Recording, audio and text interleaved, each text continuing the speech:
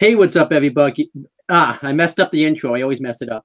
Hey, what's up, Fuck. everybody? Welcome to the Wrestling Rundown, episode 13. I know it's been like the last time we did the rundown, I think, was like the Friday before Money in the Bank. So it's been a while since we've done the Wrestling Rundown, mainly because I've been busy with work.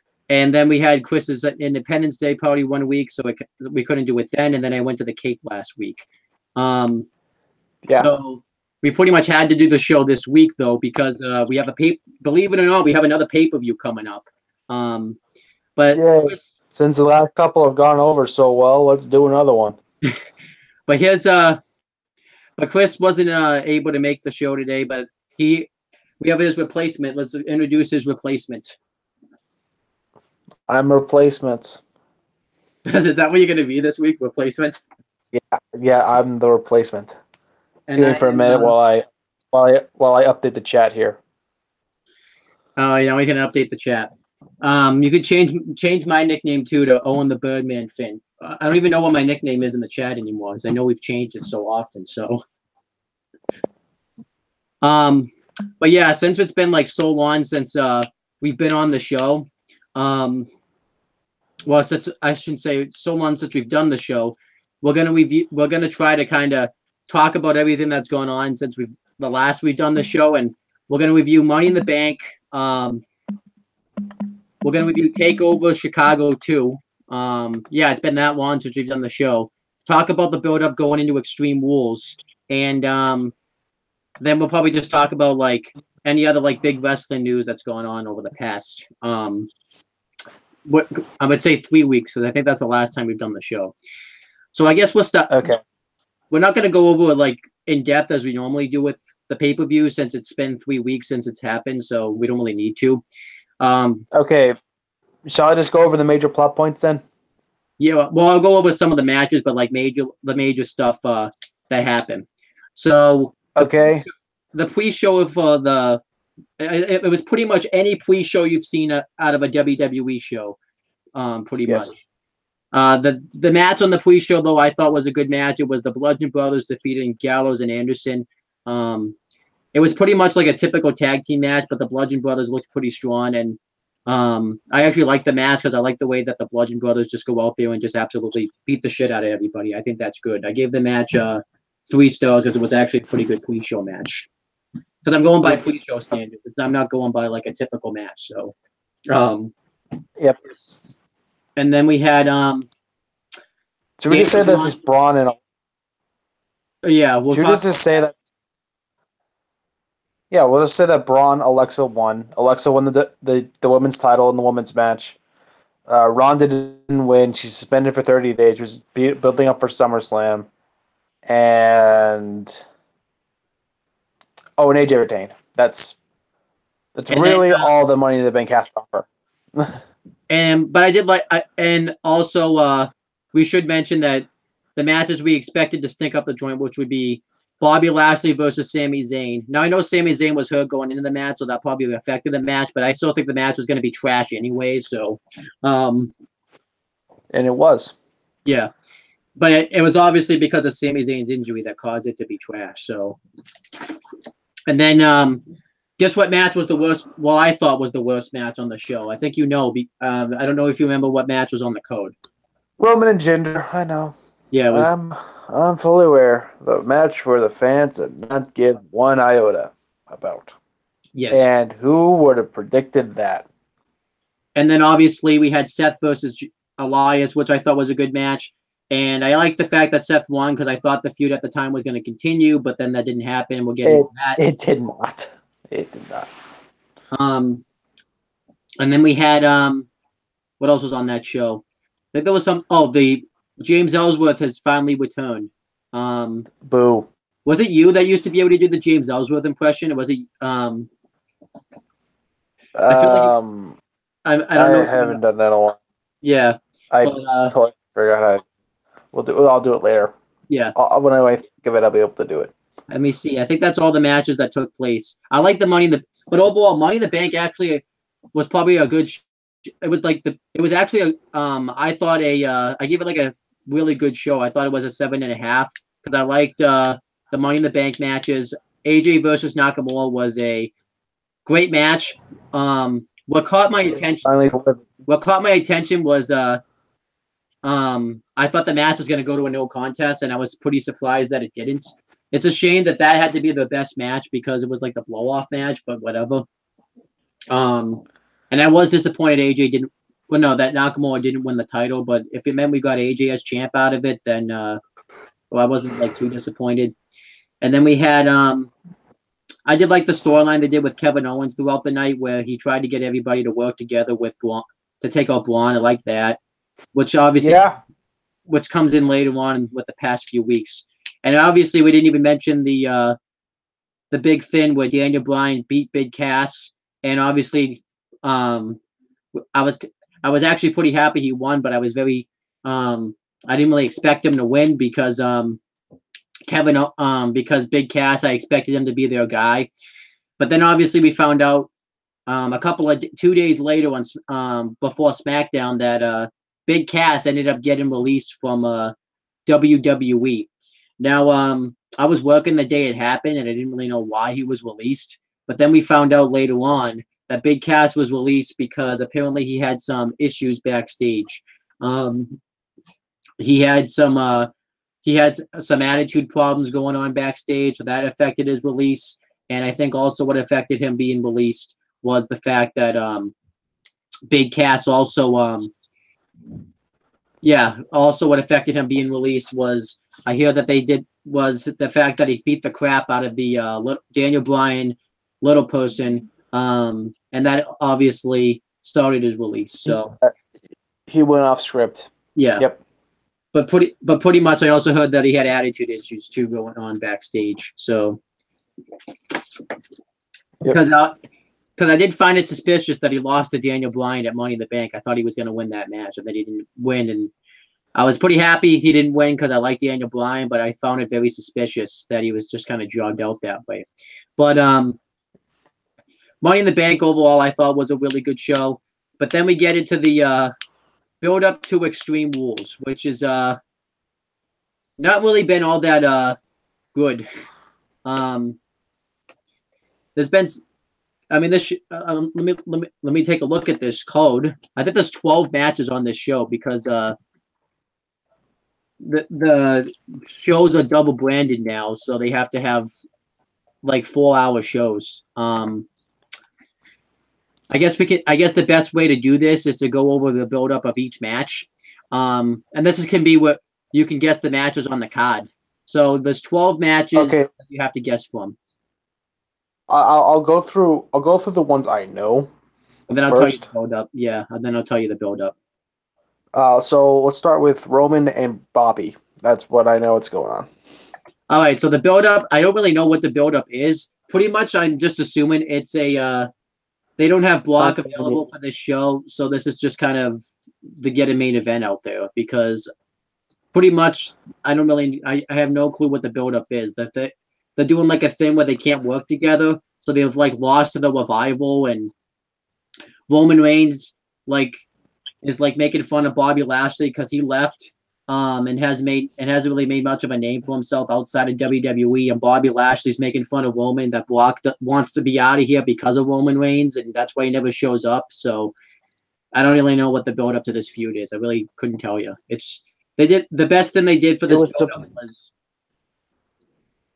I think it was supposed to be like a number one contenders match for Brock at SummerSlam, and now Brock is not like gonna show up because he doesn't want to face Roman.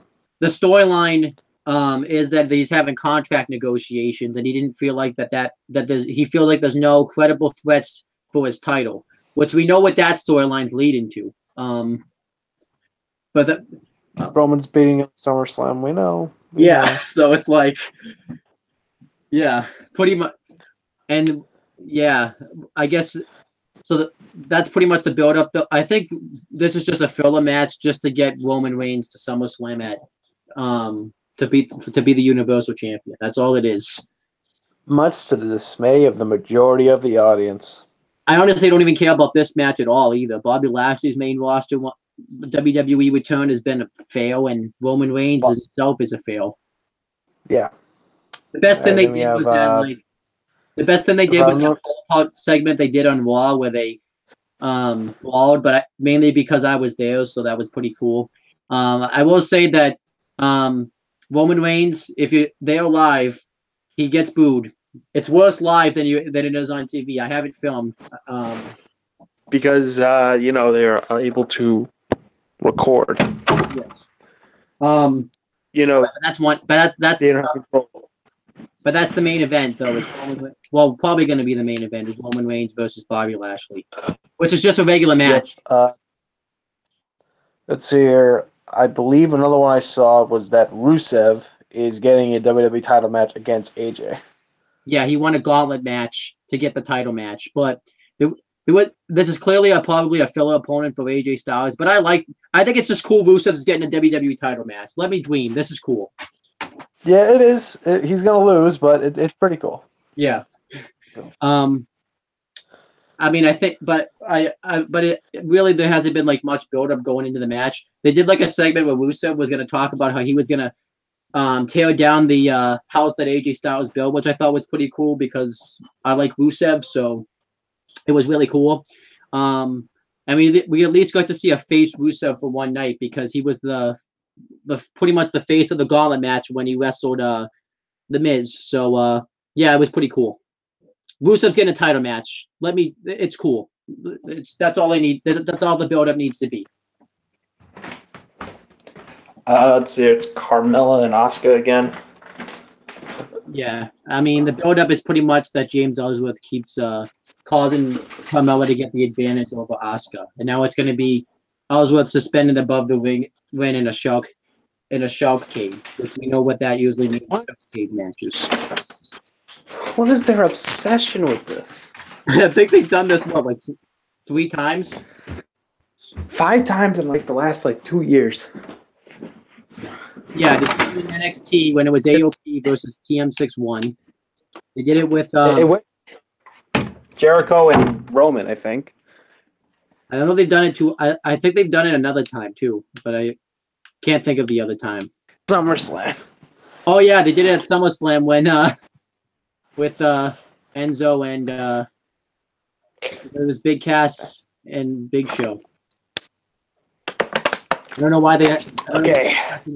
Yeah, but that's another match. I just explained the build-up pretty much.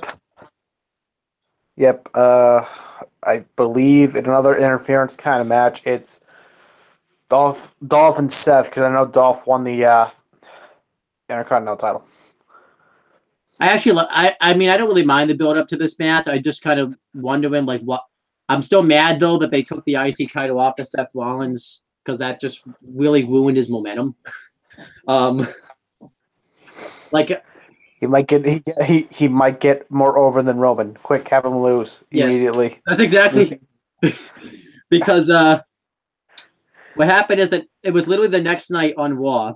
Me and Chris did the live reactions, and I would have to say that last night, the Raw after Money in the Bank was the worst Raw this year. That was off. That was an awful show. But we're not here to talk about that. But me, obviously, no. Me and Chris liked it because it was a good match. I hated it because I'm not a Dolph Ziggler fan. I will admit he's been better with this pair up with Drew McIntyre, but I was just wondering, also too was literally why didn't they give a lie?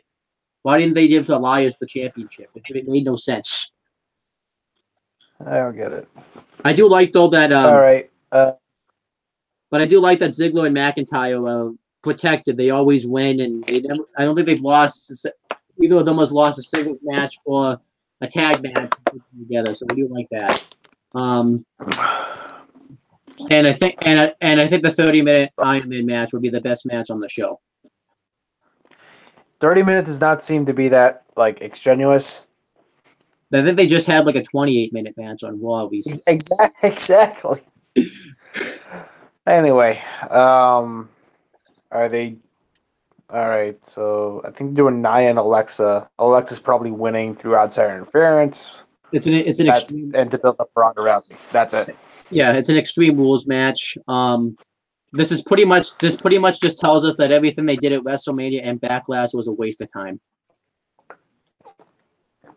Yep. That's all I have to say.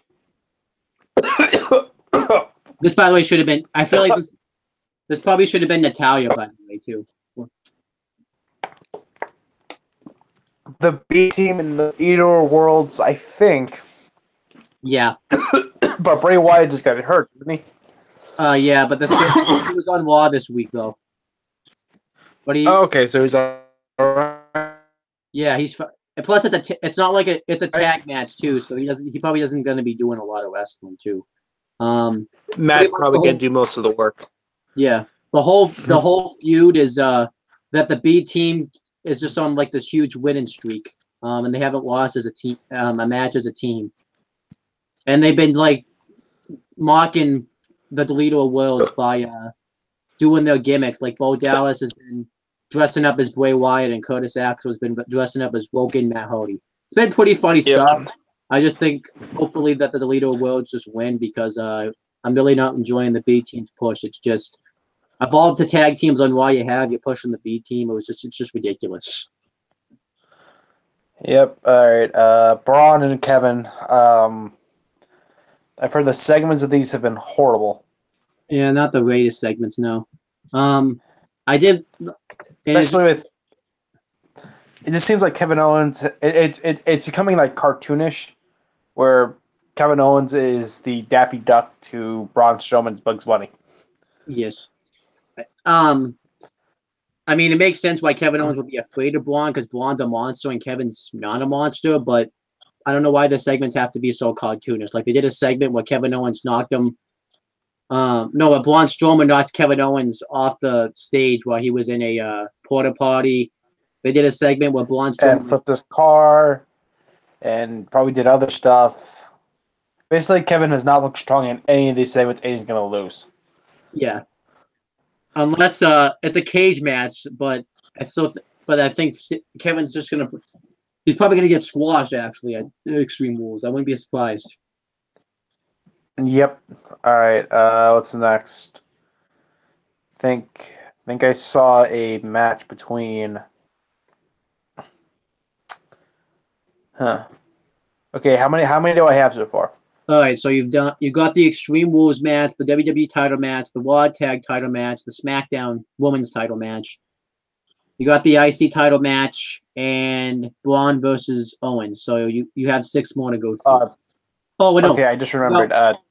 No, Roman versus so you have 5 more to go through. I just remembered Team Hell No versus the Bludgeon Brothers.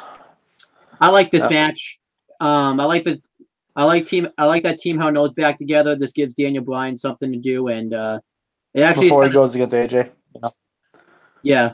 But it also gives something for the Bludgeon. It's given the SmackDown Tag Team titles some light. So I'm fine with this match, and I'm fine with. I've actually enjoyed the build-up. So, yeah, really nothing to complain about there. So, all right. My guess is it's going to be Jeff and Nakamura, but Nakamura's hurt. He wrestled AJ on SmackDown this week. There really's been no build-up because Nakamura's been hurt though, so I can't really fault the creative for not really having that build-up.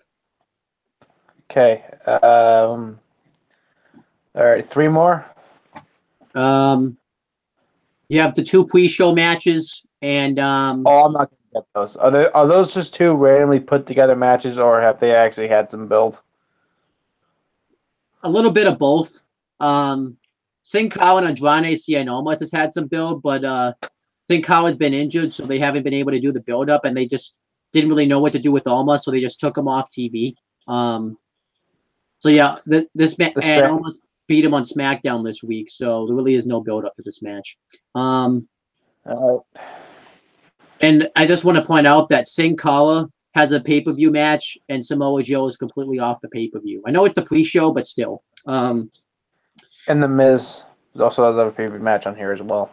I think the Miz has something. I think the Miz is doing something. I think the Miz has another commitment this day, though, from what I read.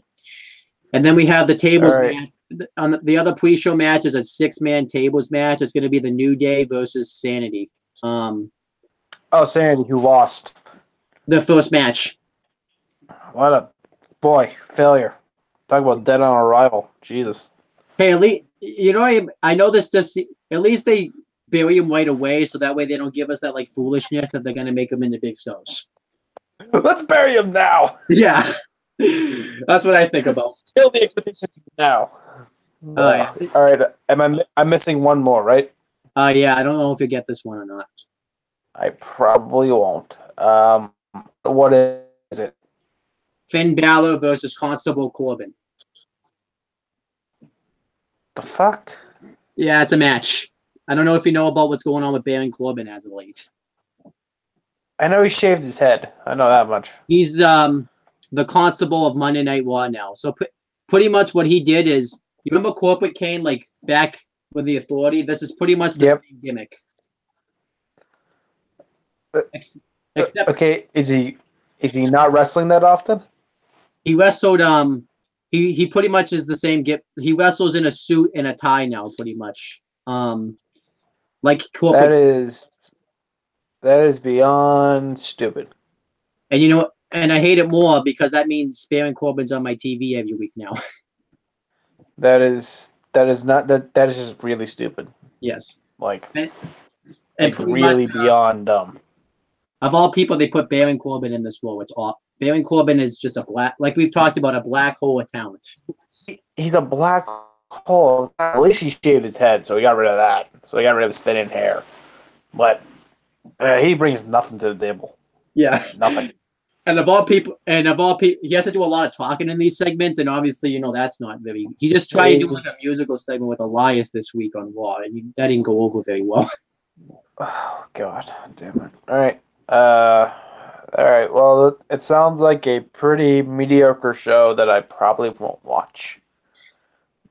The matches I care about would be, probably Braun versus Owens, even though the feud's been pretty crap. I don't know. Actually, I can't even say that. The matches I care about would be Jeff versus Nakamura, Ziggler versus Rollins, Bludgeon Brothers versus Team Hell No, and AJ versus Rusev, and New Day versus Sanity. Doesn't sound all that interesting. I'll give my picks though. The two pre-show matches. Almost should beat Sin Cara, because if Almost loses to Sin Cara, he's dead. He can never recover. He's dead. Yeah. DOA. So Almost BOA. That's what we're gonna call it. Yes. Almost buried on arrival. But Almost beat Sin Cara. Sanity has to beat New Day. I'm picking Sanity to beat New Day. You hope. The bet. Blonde's beating Kevin Owens. Yep. Agree. And he's probably either going to squash him or Kevin Owens is going to look extremely weak. Because I know Blonde. Because I have a feeling he's going to get squashed because I don't think Blonde usually sells a lot in his matches. So, if they could actually have a match though, they might be a pretty good match because Blonde and Kevin Owens had a good match on Raw not that long ago. So, it can happen. No, Constable Corbin's probably beaten Finn Balor. But I'm picking Finn Balor to win because I don't like Constable Corbin. So, yeah. Picking out spite, I see. Yes. Nakamura needs to beat Jeff Hardy for the U.S. title. So I'm picking him. Roman Reigns is probably beating Bobby Lashley. So he could be set up for Brock Lesnar at SummerSlam, where he's gonna beat Brock Lesnar because I think Brock's if he shows up. Yeah, Brock's probably done with WWE, or I think we'll pretty much know that Brock's done with wrestling after SummerSlam because he has a UFC fight coming up now. So, that's Cormier, the new champion, in November. And I'm gonna say Dolph beats Seth Rollins. And the score for the 30-minute Iron Man match will be probably like maybe 4-3, something like that, or 5-4 or something. No.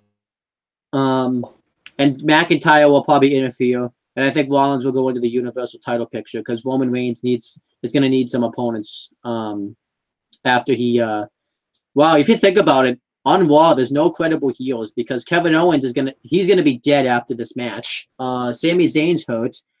Constable Corbin I guess. Who else does he have? He has there's no one else. There really is no credible heels on Raw right now. I guess Drew McIntyre, but he's a I don't want Drew McIntyre. I kind of want Drew McIntyre to stay like far away from Roman Reigns right now. So yeah, I think after SummerSlam, Monday Night Raw is going to be Monday Night Roman. It already is. It's like it already is. Yeah. So I guess Braun would be another one, but I'm assuming Braun's cashing in Money in the Bank at some point, but I don't know when he is.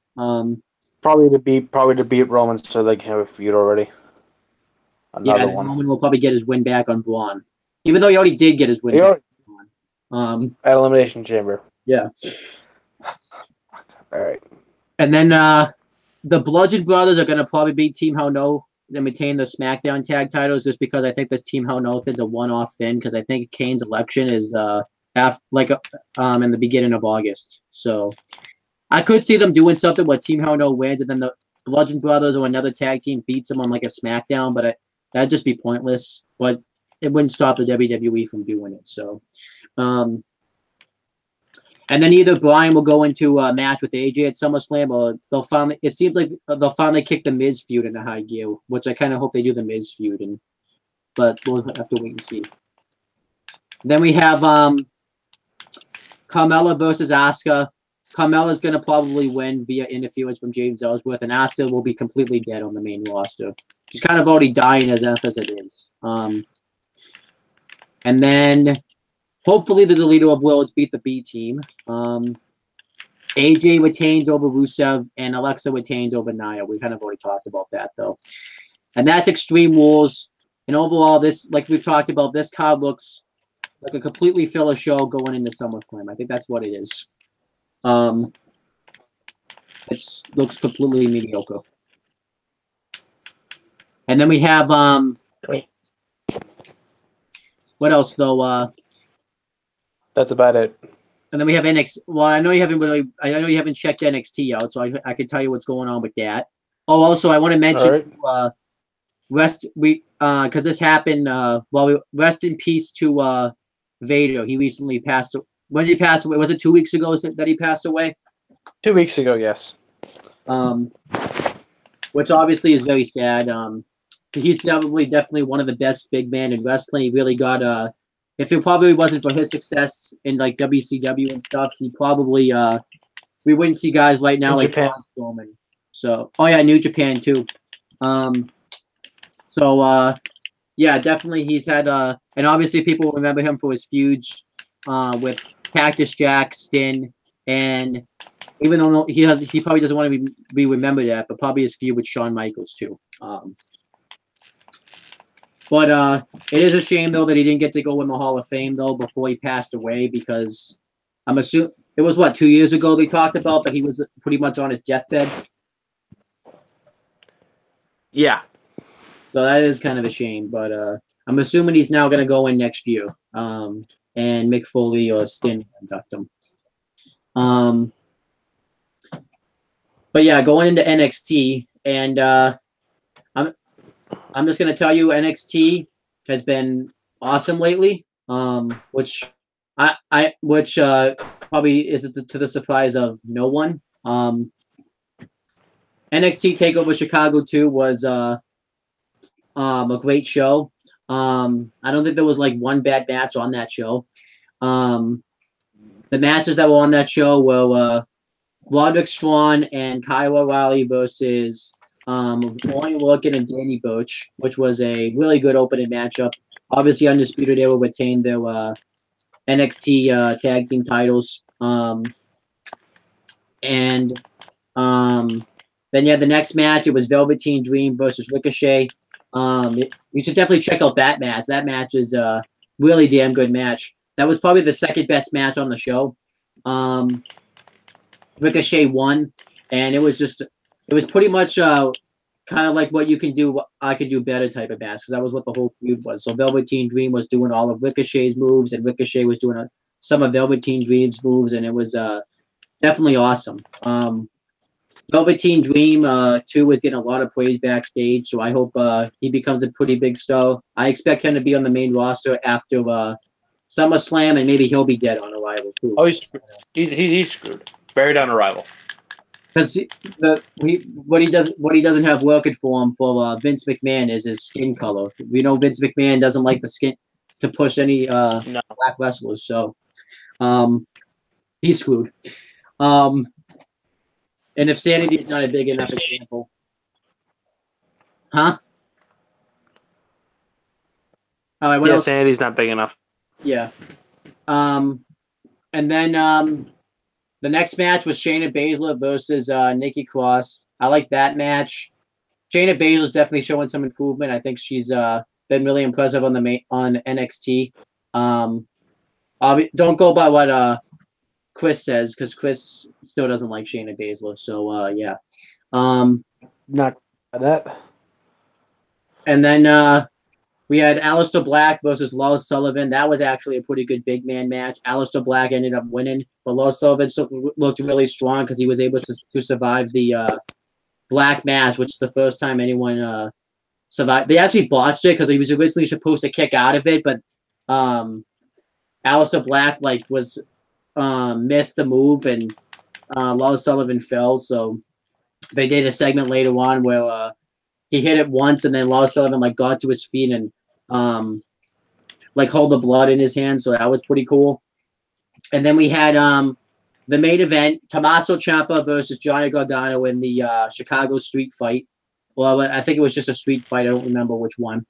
And that match was just awesome. And the finish was they did a callback from when they broke up the first time at NXT TakeOver Chicago last year, where they walked up the stage and Tommaso Ciampa threw him into the entrance screen, and they tried to do the same thing where Tommaso Ciampa dropped him with the Celtic Cross, but this time Johnny Gargano did it, and then Tommaso Ciampa got stretched out and stuff, and Tommaso Ciampa had taken off Johnny Gargano's wedding ring, and which really wasn't his wedding ring; it was just a prop. And then Johnny Gargano noticed it, and he beat the crap out of him some more. He handcuffed him, and he hit 7 super kicks in a row. And the referee had got knocked down, so Tommaso Ciampa was verbally submitted, but the referee didn't see it.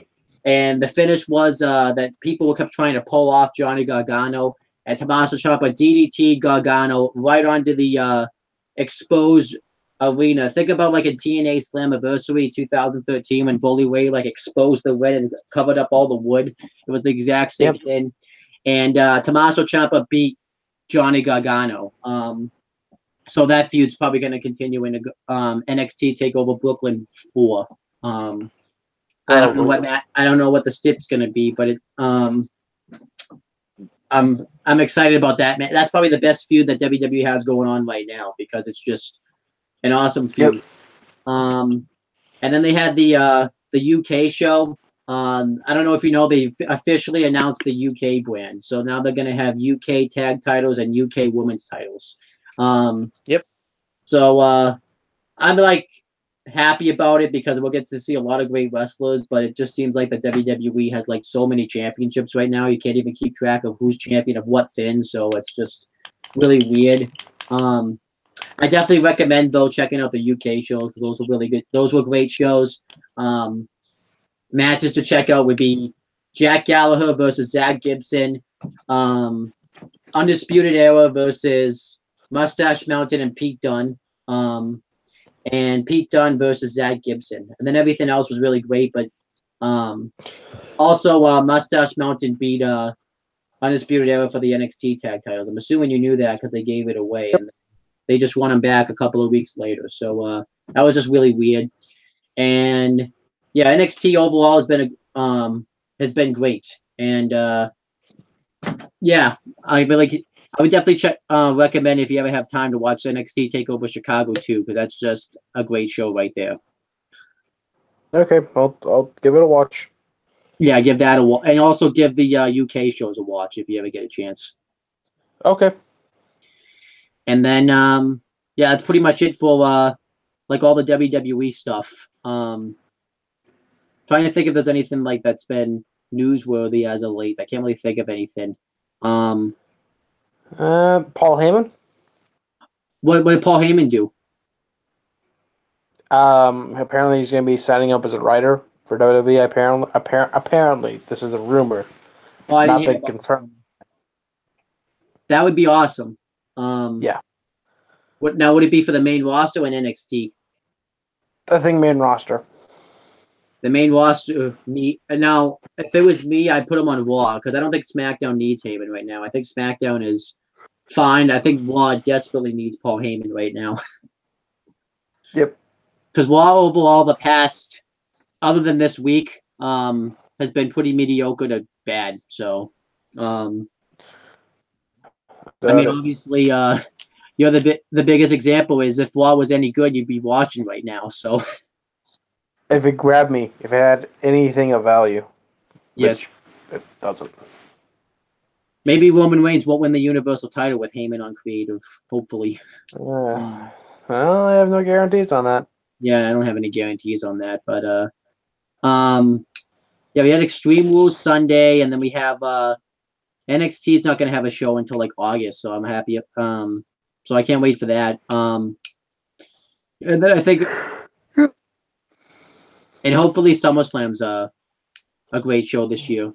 Last year was a great show. So, yeah, it was a good show. Yeah, SummerSlam was good. Is there anything else we got to talk about? Because I know there's like New Japan stuff. Like I know like the Bullet Club. I don't think they broke up, but they're doing an MSG. I know that ROH and New Japan are doing a show at MSG on WrestleMania weekend. And then All In is coming up too soon. So yep. And I'm still gonna I'm still calling it. I don't think CM Punk's gonna be at All In. No chance. I think CM Punk has no passion at all for wrestling. No. And then I know Impact's got Slammiversary coming up, but I don't really know anything that's going on with Impact right now. So nope, I don't care. I truly think that's it. I think that's all the stuff we need to cover. All right, so yeah, we covered everything. It's like a half hour. That just shows that nothing has happened in the past month of WWE because we got through everything in like 45 minutes. Yep. So yeah, WWE's got to fix this shit because we should have more news items. Yeah, we should have more stuff to talk about. 45 minutes. So yeah, we'll be back. I don't know if you'll be back, but I'll be back next. Someone will be back. Yeah, the replacement, Chris, James, Steve. I don't know what's going on with Steve because now I don't know if you heard actually because he's talking about how the Real Wrestling Rundown's coming back. He mentioned it in my live reactions 2 weeks ago, so I don't know what's going on with that. I don't know. The what? He said the Real Wrestling Rundown's coming back. How? I don't know. I'm assuming this is another like one of those weird threats. Like he talked about how like that guy was gonna come in and take his belt back, and he never showed up. So one of those again. Yep. I don't know how he could even put it back. He's not even at BSU. Isn't even doing anything right now. Like, no. So that's just weird. And then that's but yeah, someone's gonna be back next week. We're gonna review everything. So yeah, we'll be back. Do you have any like channels to plug or anything or no nothing? No, nothing. What happened, man? You used to have all these channels and now you have nothing. I have nothing planned. When I have something planned, I'll be close. And then the Football Reporters I know is dead, so yeah. Wait, is it dead or? Well, pretty much, yeah. I mean, I'm doing wrestling on here. I don't even watch the show, so it tells me putting up this Asada wrestling channel. I know that, but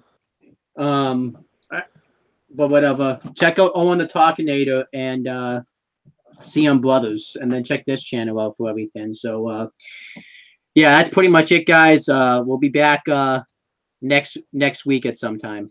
Well, I don't. Me and somebody else. Probably.